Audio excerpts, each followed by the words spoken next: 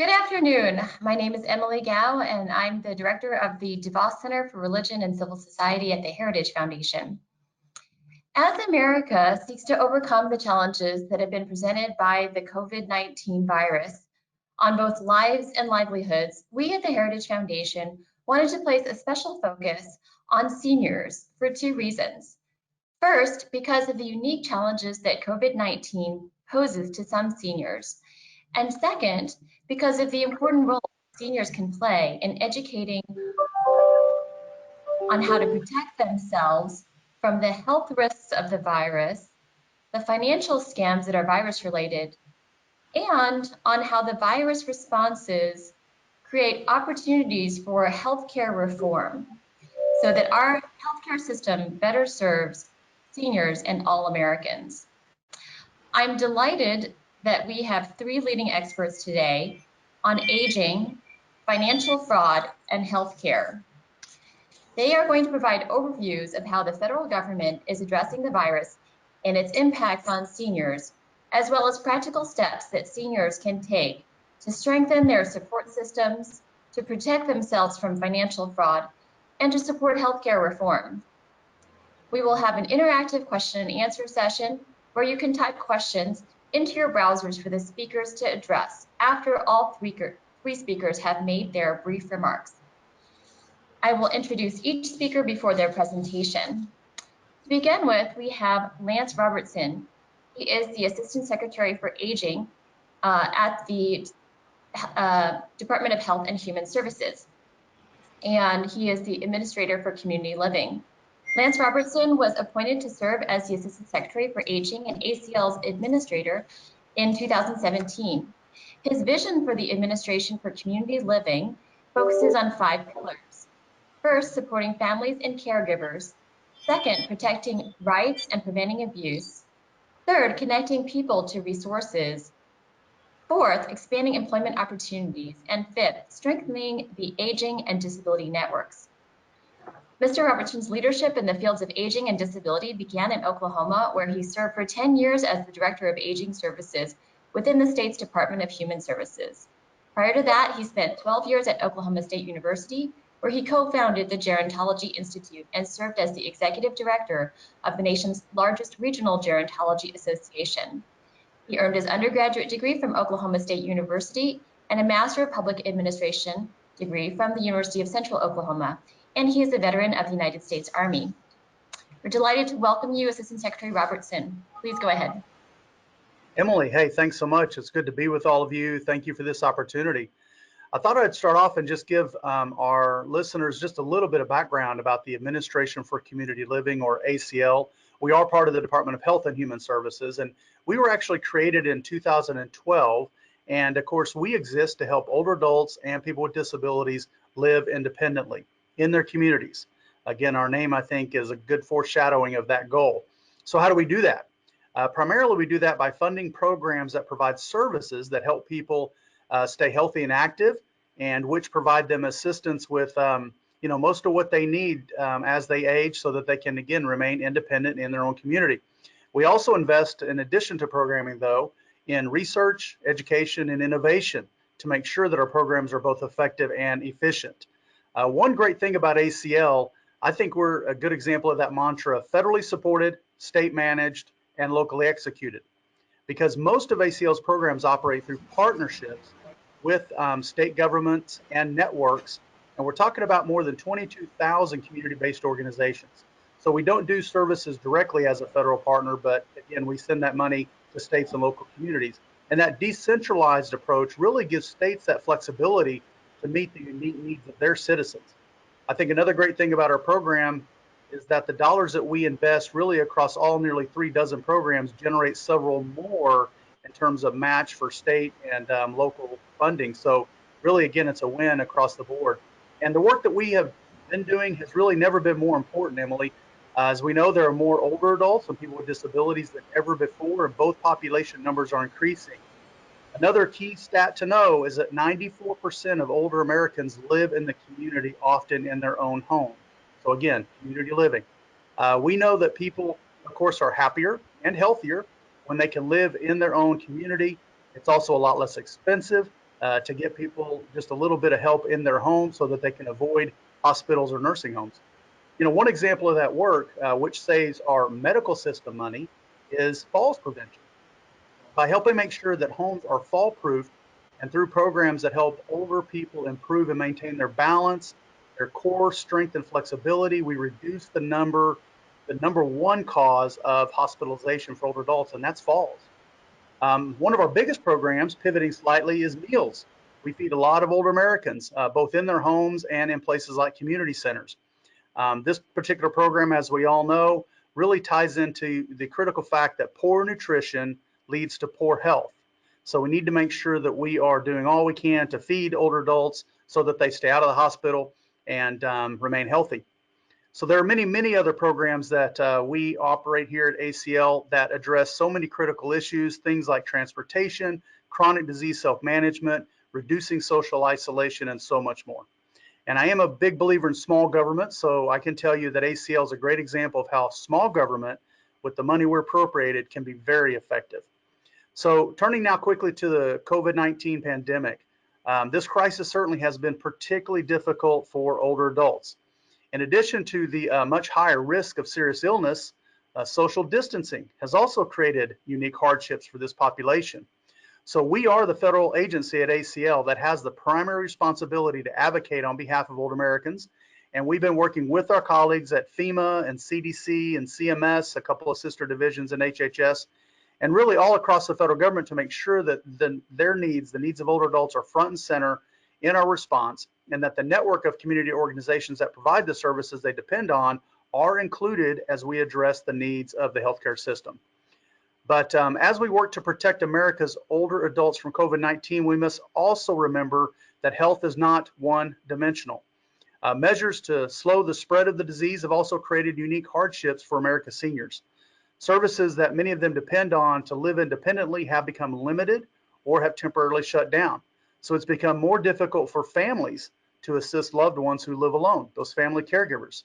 And we all know that America's seniors are tremendous contributors to making our country great. So as we continue to work through those challenges, our commitment remains stronger than ever. We owe them. We want to make sure that they are taken care of in a way that they certainly deserve. Social isolation. Studies have shown that social isolation among seniors is a big problem for many, and certainly it impacts their health and their well-being. Now, traditionally, our senior centers would help address that problem, but of course, those public gatherings have pretty much halted, although some are reopening. Older adults in long-term care facilities also, it's important to note, really have not had any personal visits from family members or friends. So, really a combination of challenges here. Even at home, it's a sad fact as well that seniors, in some cases, are living with abusers. And now they have less contact with outsiders who would normally report suspected abuse and to help initiate intervention. So again, those are just some of the serious issues. But on a real positive note, I'm happy to say that thanks to the Families First and CARES Act supplemental funding, we've really been able to pump a lot of additional dollars out to support these programs that are so critical. $1.2 billion to date. And again, those dollars help support ongoing efforts to help seniors and people with disabilities. And those states really, as partners, have been doing a great job of distributing these funds to community-based organizations, and they're really helping. So a couple quick examples. And again, I'm just so proud of the resiliency of our aging and disability network across the country. Again, more than 22,000 partners we work with. And they've really been just doing an omen's job at creating innovative ways that continue to meet the needs of people that we serve. And again, it's amazing to think of all those success stories that are out there. You can find them on our website at acl.gov. acl.gov, you'll see a link for COVID-19. But let me just highlight a couple for you. One is ACL's Long-Term Care Ombudsman. And this particular program really is designed to help assist nursing home residents and families with a loved one in a facility. And we're finding ways through that program to stay connected, such as having nursing home staff walk a tablet from room to room so our professionals and volunteers can check in on residents visibly. And our network also on the meal side is just doing a phenomenal job bringing meals to the doorstep of those in need.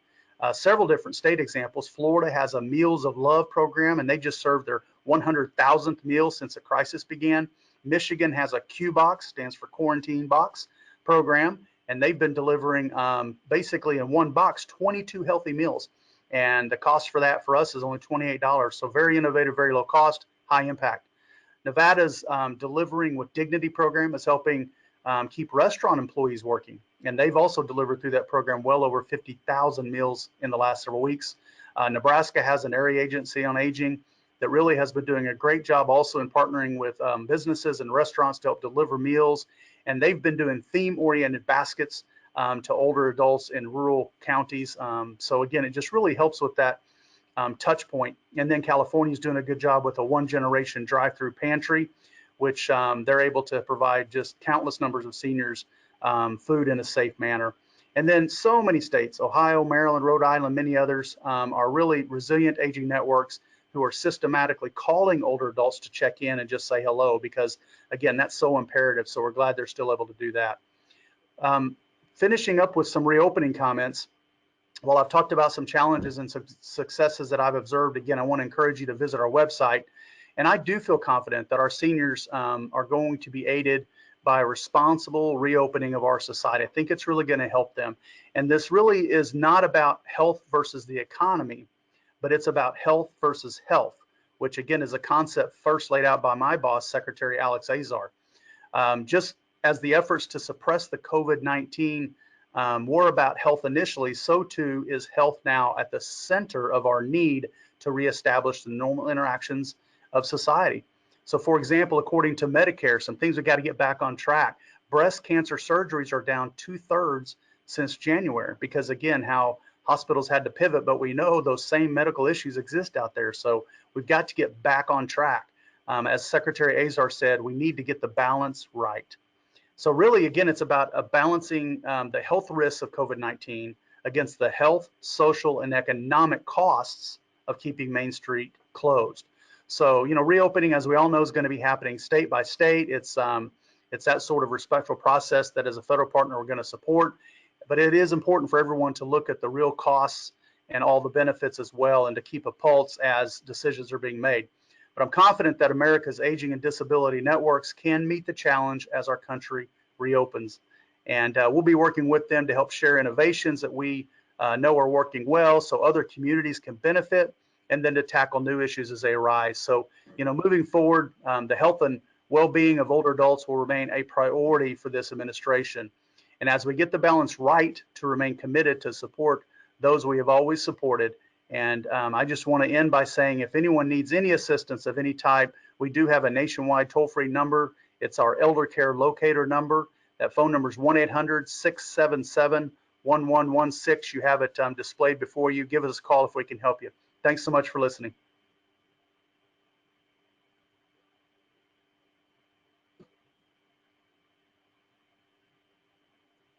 Thank you so much, Lance. It's very encouraging to hear all of the positive things that are being done in response to COVID-19. And now I'd like to turn to Lois Reisman. She is the Associate Director at the Bureau of Consumer Protection at the Federal Trade Commission. Ms. Reisman heads the Division of Marketing Practices in the FTC's Bureau of Consumer Protection. Under her management, Marketing Practices leads the FTC's law enforcement initiatives tackling telemarketing fraud, including do not call and robocall enforcement, fraudulent business and investment opportunity schemes, including multi-level marketing, mail fraud, including sweepstakes and lotteries, illegal spam and internet frauds, including technical support scams. Ms. Reisman also directs the FTC's work to curb fraud in connection with different payment systems. Since 2018, she has also served as the FTC's Elder Justice Coordinator. Prior to joining the FTC, she worked in private practice in Washington, D.C., and she received her bachelor's degree from Brown University and her law degree from George Washington University. Ms. Reisman, thank you so much for joining us. Please go ahead. Thank you, Emily. My thanks to you and to the Heritage Foundation for hosting this program. I have to begin with a disclaimer. The views I express are my own, not those of the Commission or any individual commissioner. Let me just do a little bit on the FTC. It's an independent agency with two complementary missions: competition or antitrust work and consumer protection. My work, as you've heard, is on the consumer protection side. And broadly, that part of the agency covers issues ranging from data security, privacy, to illegal robocalls, and get-rich-quick scams. I think of the FTC as a strong civil prosecutor and one with an enormous policy plate. Among the many things the agency does is takes in reports or complaints from consumers about what they're experiencing in the marketplace. These complaints go into an online secure database that we call the FTC's Consumer Sentinel Network. FTC receives reports directly from consumers, and also there are a number of public and private entities that contribute data. These include the Postal Inspection Service, State Attorneys General's offices, Microsoft, MoneyGram, Western Union, and the Better Business Bureaus, among others. Last year, the Consumer Sentinel Network received more than 3 million consumer reports. What happens to this information? It's used by law enforcement at the federal, state, and local level to support cases challenging illegal conduct. The information is also critical because it enables us to identify patterns and trends and analyze them, and we use those analyses to inform our strategic planning and also to undertake outreach in communities. Part of those analyses include looking at the different age of those who report to us. Providing age, if you file a report, is done on a totally voluntary basis, and roughly 45% of those who report to us do include age information. So contrary to what many people think, adults age 60 and older are less likely than younger adults, those 20 to 59. They're less likely to report losing money to fraud. Younger adults reported losing money more often, but, and this is a major but, when older adults do report losing money, the dollar loss amounts are much higher than those for younger adults. And particularly, we see that people aged 80 and older reported losing the most money. Now, the slide that I think you're able to see reflects the COVID-19 complaints that have been received in Sentinel. And in looking at that slide, what you see are there are more than 91,000 so far, with some large dollar losses. This information is also provided on the FTC's website, and it's updated on a regular basis. The leading category of fraud, online shopping. Think of the face masks that were ordered and never arrived, or think of the face masks that arrived but are not N95 compliant, as was represented. Elsewhere on the site, this is Explore Data. Elsewhere on the site, you'll see we break out the COVID-related complaints by age. And again, what we see there are large median dollar losses reported by older adults. And those 80 and older are reporting the highest median losses. But I do want to emphasize that all age groups are reporting problems. It's not just older adults that are losing money to COVID-related scams. The next slide. Next slide, please. Well, the next slide, which you'll see, there you go, thank you, shows the FTC's dedicated webpage to the coronavirus. It too is updated on a regular basis, and this serves up rich information about the types of scams we're seeing, and it includes links to our educational outreach materials. And all of this information is available in Spanish as well as English. False or unsupported health-related claims about goods and services are prevalent based upon the consumer reports and our own monitoring in the marketplace. Because older adults are at particular risk, some of these scams may well disproportionately affect them. Specifically, we see various treatment, cure, prevention claims from pills, ointments, IV therapies, and more. An important part of the FTC's work is targeting companies that make claims without the scientific proof to back them up. In fact, since early March, the FTC has issued more than 200 warning letters to marketers making COVID-19 health claims for their products and services. Many of these letters were issued jointly with the FDA. The letters tell companies to immediately stop making their claims for products, that their products that can treat, prevent, or cure the coronavirus. Recipients are also told to notify the FTC within 48 hours of the specific actions they've taken to address the agency's concerns. The letters also note that if the false claims don't cease, the Commission may seek a federal court injunction and an order requiring money to be refunded to consumers. In fact, in April, the FTC did just that. It announced a case against Whole Leaf Organics for claiming to treat coronavirus and cancer without any proof that it could do either. In a similar vein, the FTC has sent 2 rounds of warning letters to multi-level marketers, asserting that either the marketers and their distributors are making unsupported claims that their products treat or prevent COVID-19. The letters to some MLMs also went a critical step further, where we saw that the MLM or their distributors were trying to recruit people to join, preying upon those who had lost their jobs and saying people could make lots of money working from home. That's simply not true. Most people who join MLMs make little or no money. Scammers also have taken to robocalls to get into the coronavirus business, offering the same fake cures, prevention solutions, test kits, etc., that we see in other medium. Some of these robocalls do appear to disproportionately affect older adults. For example, we've seen calls that tout special access for Medicare recipients to get access to test kits sooner rather than later.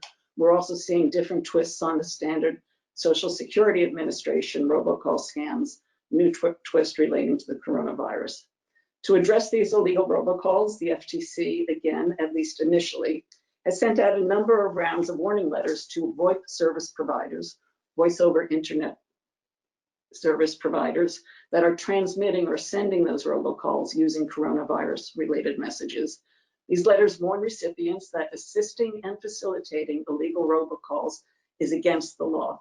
Like the other warning letters, recipients were told to stop the illegal calls within 48 hours. A number of these robocall warning letters were sent jointly with the FCC, which added extra kick. We've also seen government stimulus scams and schemes impacting all ages. Even before the ink was dry on the CARES Act, scammers have been targeting people with fake relief checks and schemes, exploiting these government programs and payments.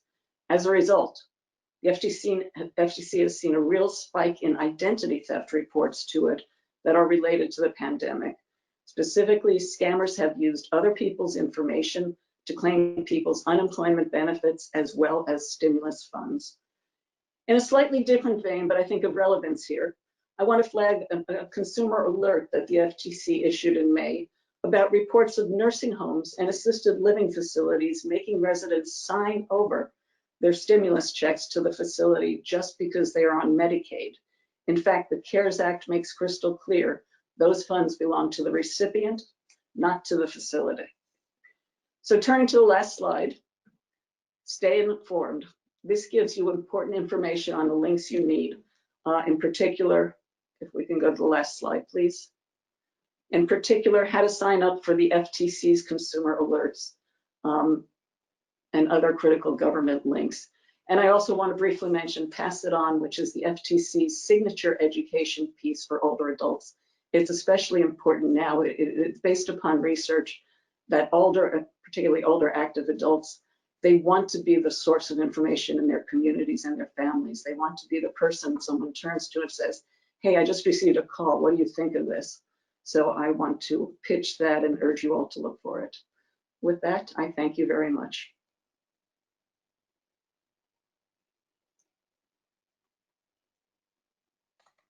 Thank you very much, Lois. That's excellent information for our audience. Thank you for all that you're doing to combat fraud for so many Americans, especially older Americans.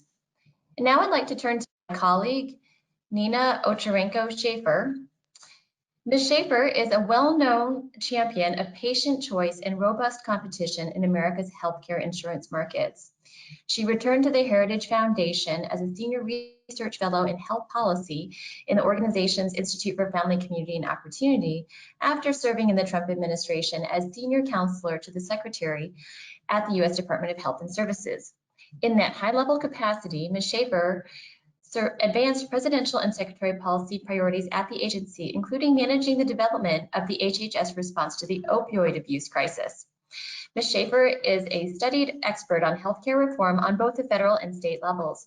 She has researched and advised on health reform, Medicare, Medicaid, the state children's health insurance program, and prescription drugs. She also served as Heritage's Director of Health Policy Studies previously and was named Preston A. Wells Jr. Fellow in Health Policy in 2012. Ms. Schaefer also received her bachelor's degree in political science from the University of North Carolina, Chapel Hill, and she resides in Washington, D.C. with her husband and son. Nina, thank you very much for joining us, and we turn it over to you. Great, thank you, Emily. I thought it might be useful to start by reminding us all what we know about the virus. If you're like me, the flood of information on a daily, and for that matter, hourly basis can be very overwhelming. But this information is really important as the country continues to balance reopening with protecting the health and safety of its citizens. So what do we know? My Heritage colleagues, Norbert Michel and Doug Badger, published a deep dive paper into the data. I'm going to take a few minutes to highlight some of their findings. First, the cases of COVID-19 are geographically concentrated by region, state, and by county. In May, 10 states accounted for almost 70% of all cases, and 30 counties accounted for 55% of all deaths. Second, the overwhelming number of hospitalizations and deaths are among older individuals. In May, the highest rate of hospitalization were for those over the age of 85.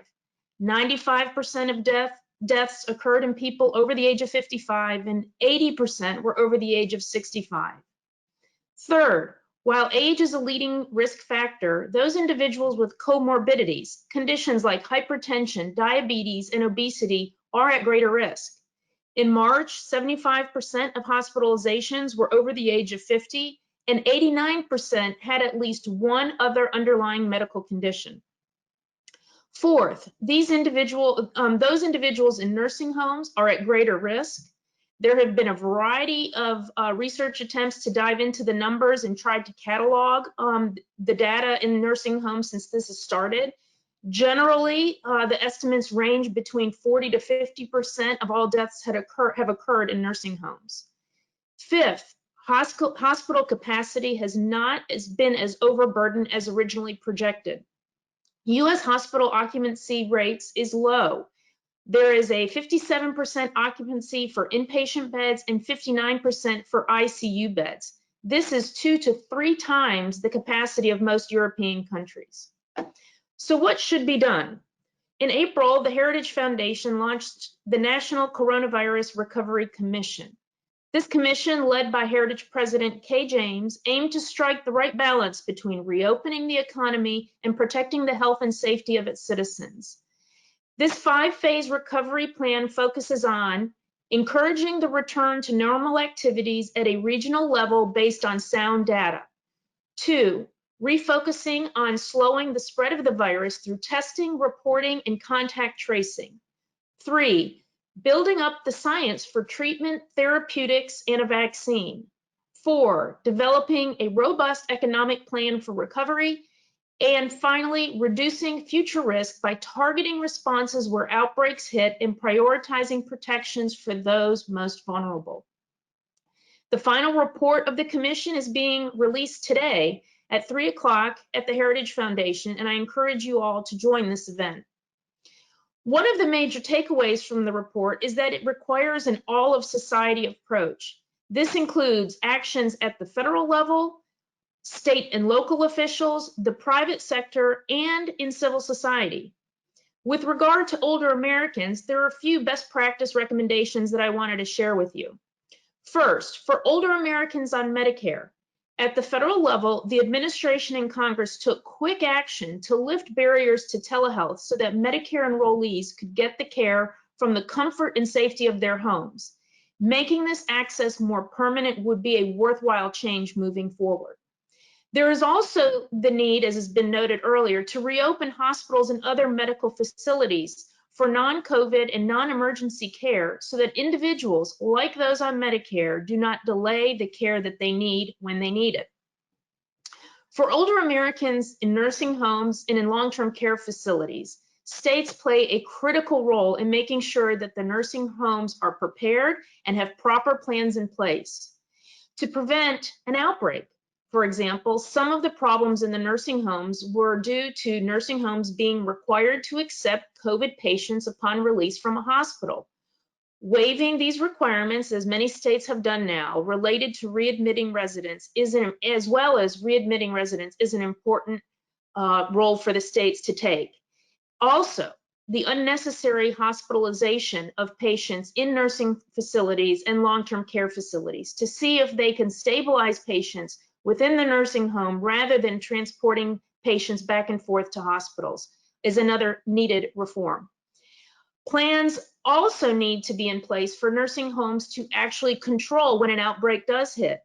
For example, testing, contact tracing, and separating infected from the non-infected is a critical aspect of this. And this includes not only for residents, but also for the workers who are in the residence. It's very important that nursing homes have a better handle on those that have the infection and those that don't, and have plans in place to separate the two if they are in the nursing home. Finally, states need plans to share information. This is yet another challenge that has been that the country has faced when it comes to reporting.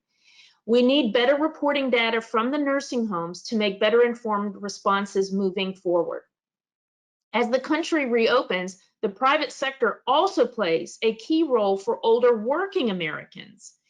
Employers should consider policies to help accommodate high-risk populations in their workforce. For example, further extending teleworking options, staggering shifts, and making other protective measures like hand sanitizers and masks readily available to their staff is important. Finally, for all of us, including older Americans, the role of civil society, nonprofits, churches, neighbors, and communities has been indispensable. There is a need for this to continue, perhaps even more now as the country continues to reopen, to ensure that those most vulnerable have access to needed care and services, such as transportation, meal deliveries, mask donations. The list goes on and on. As the country begins to reopen, we need to make sure that the support for those who still can't join the opened economy are still protected and cared for. To conclude, early lessons from this pandemic can actually help longer-term health reforms and underscore some important principles. First, healthcare is local and it necessitates a state-by-state approach. Two, there is a need for review and adaptation for regulatory reform to remove unnecessary obstacles and improve patient access to care and services. And finally, there is a growing desire for patients and doctors to have more control over the dollars and decisions and the delivery of care that they're receiving. These are all critical components to larger healthcare reform efforts that Heritage has been involved in over the past decade. The country is not out of the woods yet, but by using data and core principles and a whole of society approach, the country can continue its reopening in ways that still save lives and livelihoods moving forward. Thank you, and I look forward to the discussion.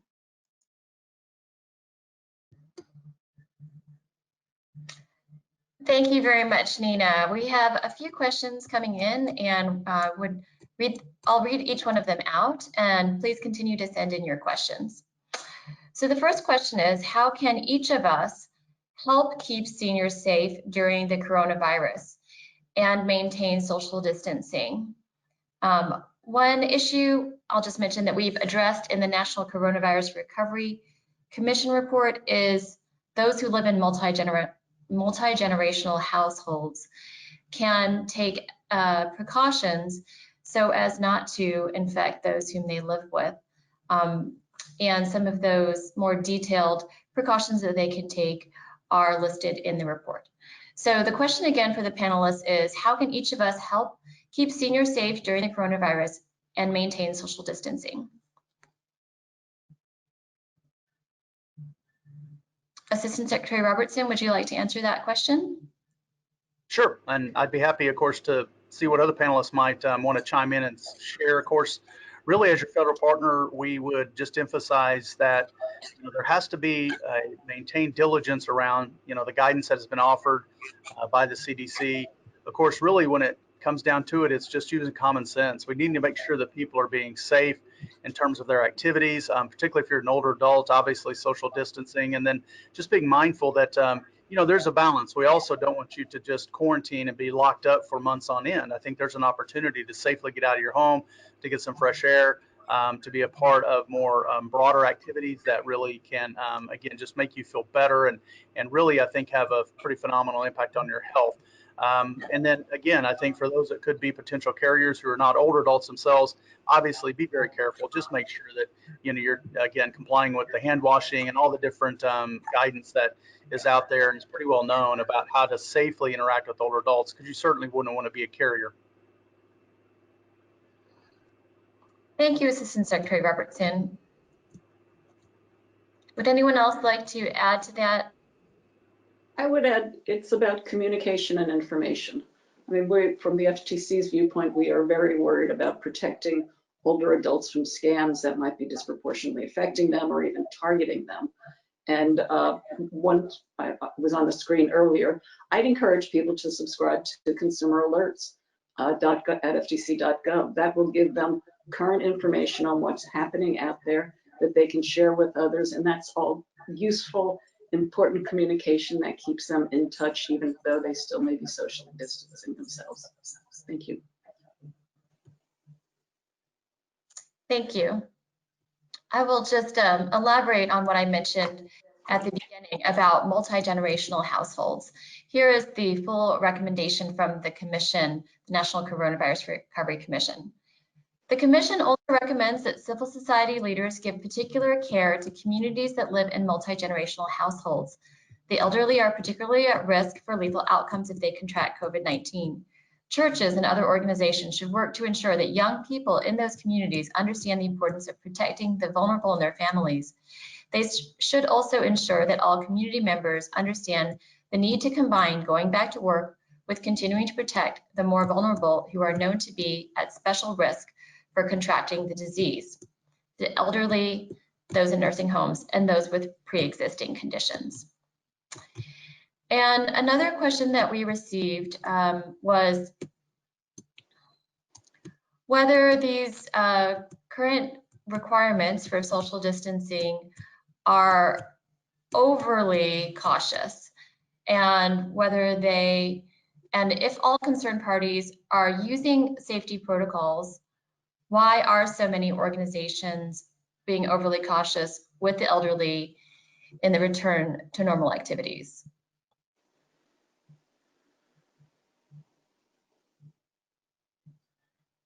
Well, I'm happy to jump in. I'm certainly not a medical expert. I think that it just underscores how individuals really need to be mindful of themselves, their surroundings, and their comfort levels. And I think that's one thing that we have seen throughout the response to COVID is that you might have two older Americans, same age, same location even, same region, same state, same county, but have different approaches for how they feel that they can safely engage within the society again. And I think we, in particular, we don't want policymakers dictating how everyone must act, but we need to make sure that the government is providing the right kind of guidance so that individuals can make informed decisions for themselves and with their families and loved ones that they interact with. Thanks, Nina. We have another question here. As a senior with COPD, do I need to stay at home until there is a vaccine? Assistant Secretary Robertson, would Sure. you like to respond? Yeah, so here at the Department of Health and Human Services, we've recently launched something called Operation Warp Speed. Hopefully folks have heard of that. That's really a race towards that vaccination that was just referenced in the question. The reality, though, is we're still quite a ways off. So I think that despite having COPD, again, acknowledged as yet another chronic condition that could exacerbate you know, your challenges of COVID-19, I would still say, though, that that person really can exhibit the proper safe measures. I am not sure that another 6 months of quarantining will actually prove to be just as healthy as trying to do so to avoid contracting the virus. So again, I would say there has to be sensible balance. certainly, again, like Nina had referenced in the previous question, I'm not a physician, and I would never challenge any of the guidance that's been put out. I think the folks, CDC and others, who have been really, I think, very clear and very helpful in offering guidance for everyone in almost every situation. You have to go on the CDC website and really seek out the best guidance for that particular situation. But ultimately, again, I think for the older adult asking that question, I don't think it's as simple as yes or no. I think it's a matter of, where is that balance? Where can you also engage socially in a safe way that really can kind of be reinvigorating for you and your health versus, again, just quarantining for another number of months in your home, again, would be sort of my response to that question. Thank you. As you put it, it's not health versus finances, it's health versus health.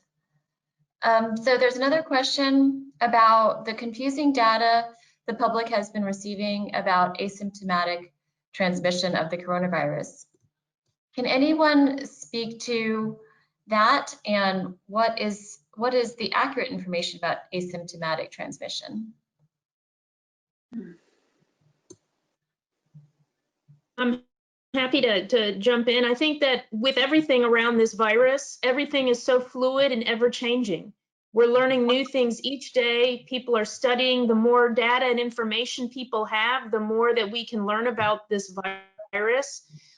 So I think while, yes, it's always tempting to jump on what the first news report is every day on the top of your screen, I think that the problems that we're facing with this pandemic are far deeper and probably far more complicated than simply to say everything is black or white, yes or no. And so again, underscoring even what Assistant Secretary Robertson said, we need to make sure that people are informed, and that in many of these cases, going to a trusted source for you, whether that's your physician, perhaps a family member, where older Americans can actually get the information and talk through what this means for their individual situation, is probably a very important and critical aspect of this. Thank you, Nina. The next question is, are there any particular concerns that older Americans should be aware of as we move into the hot weather months?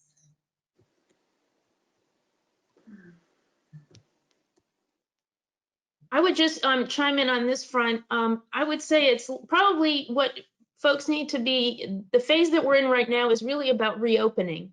And so a lot of what we have been living in under the past 3 to 4 months are changing. And when you have those types of changing and restrictions are being lifted and businesses are going back, again, people need to be informed and aware of their surroundings and aware of and being mindful of their surroundings, not just for themselves, but those people that are around them. So certainly I think too, as people want to go out and get fresh air and the weather is turning nice, those are very valuable things for people to be engaged in.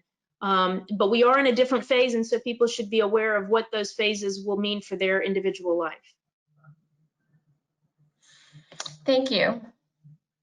Another question we received is, if you strip out the nursing home deaths due to the coronavirus, is the mortality rate for the older population as bad as we have been led to believe? I'm happy to jump in, and obviously at the Department of Health and Human Services, that responsibility as your federal partner falls with us. And really in terms of the mortality rate, those numbers are true that people have been seeing. The mortality rate certainly is much higher, and there has been certain concentrations of deaths in nursing homes. And to address that, I know the department really has been doing a tremendous amount of work to help support nursing homes across the country. We have, in partnership with FEMA, made over 7,500 deliveries with critical supplies to nursing homes. Obviously, there's a real emphasis on supporting them in ways that they need. CMS is standing up a coronavirus task force on safety and quality in nursing homes. So, really, I think there's this both industry and then, of course, as your federal partner, a commitment to do all that we can to address it. The reality is that's a highly vulnerable population. That's why they're in nursing homes, which of course means their health resiliency is very low. So a virus of any type, flu or bird flu, anything, coronavirus, anything, unfortunately, is going to be far more widespread and impactful in a nursing home setting. So we all have to remain diligent in keeping those seniors protected to the extent that we can. But I mean, again, the news isn't misleading anyone. The significance of what's happened in America's nursing homes is there. It's real. But also, I think the response has been as pointed and as admirable as one could expect.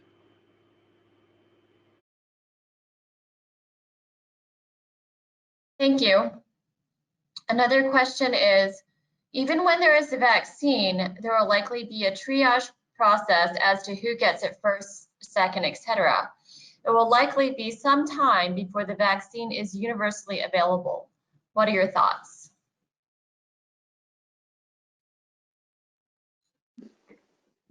I would defer to the medical experts on this. Yeah. Well, I mean, what we do know is there are over 200 companies racing now to develop a vaccine. I think all of us ought to be patient and just waiting to see what the results of that look like, not presuming that there will be an inability to ramp up supply. I've always been amazed by what the pharmaceutical industry can do.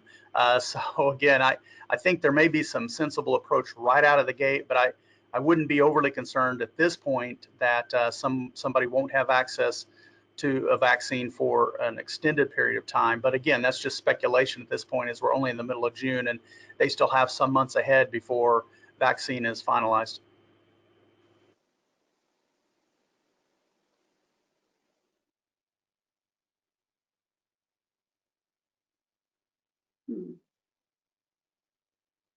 Sorry, I think I was on mute there. I have a question, which is, do you have any best practices that you can identify, whether they come from any of the 50 states or from another country? What are some of the things that you think not only government but civil society have done the best to protect older Americans? I didn't hear the first part of the question, Emily. I'm sorry. The question is about best practices. Would you like to identify any additional best practices that you have seen taken either by government officials or by civil society in the response to the coronavirus, and feel free to address both the medical side and the financial fraud, and also the social isolation as well, either from one of the 50 states in America or even from another country? Well, I'll start off. I think the states and federal government have been enormously proactive in terms of both outreach, getting information, pushing out information at the grassroots level, not just at higher levels, spreading the word, and also through targeted law enforcement. I think education and law enforcement complement one another, and I think you've also seen law enforcement taking slightly different tactics. FTC's use of warning letters, for example, is not something we've typically done. We've used it as a tool, but in this context, it's proved particularly fast and efficient. But we have hosted any number of webinars with our state partners to get messages out to people, partnering with our federal colleagues as well. And I would jump in too, Emily. We have a nice repository on our website, acl.gov, again, is our website, where we call out best practices that are really framed more programmatically, because that's what we do. But it also, I think, is a nice indication of the resiliency that we're experiencing. And, you know, I think our country is one of resilience. So just as we've confronted many other things in the past, and knock on wood, we probably have many things ahead of us that we can't yet forecast, we'll get through the pandemic. And, you know, again, I think that the stories, as was just mentioned, you know, really are pretty amazing at how at the local level folks are figuring out ways to kind of still address needs. I think for us, you know, the biggest thing I do worry about for older adults, particularly during the pandemic, is social isolation. And I say particularly because, sadly, social isolation is a real issue for us as gerontologists every day of the year, pandemic and non-pandemic. Because really, you can't stress enough how important it is just to have that warm touch, that reach out to make sure an older adult's doing okay, particularly for those that have been in extended periods of quarantining. And, you know, the health ramifications of that are just foreshadowing in terms of, I know the impact that's going to prove to be both for their physical and then, of course, their mental health. So I think for me, it's just so gratifying to hear of examples where, you know, even if it's a drive-by or people tape, you know, colored pictures by school children on windows. I mean, whatever it takes, big or small. The impact of that, though, is enormous. And I think it all points towards that sign of we're not going to be an ostrich that just hunkers down and sticks our head in the sand. We're going to work together, arm in arm, and we're going to get through this. Well, arm in arm safely, and we're going to get through this. Thank you. Would anyone else like to add anything? Well, I think that's an excellent note to end on, that we are a resilient people as Americans, and we will overcome this. And it's a great time to show some extra care to the seniors in your lives. I want to remind everyone that at 3 p.m. today, we will have the release of the National Coronavirus Recovery Commission report. And that report has recommendations for everybody, not only for federal, state, and local policymakers, but for all of society, for civil society organizations, for families, and for individuals. So please tune in at 3 p.m. for that. And I want to thank each of our distinguished speakers for bringing your expertise, your knowledge, and your wisdom to the webinar today.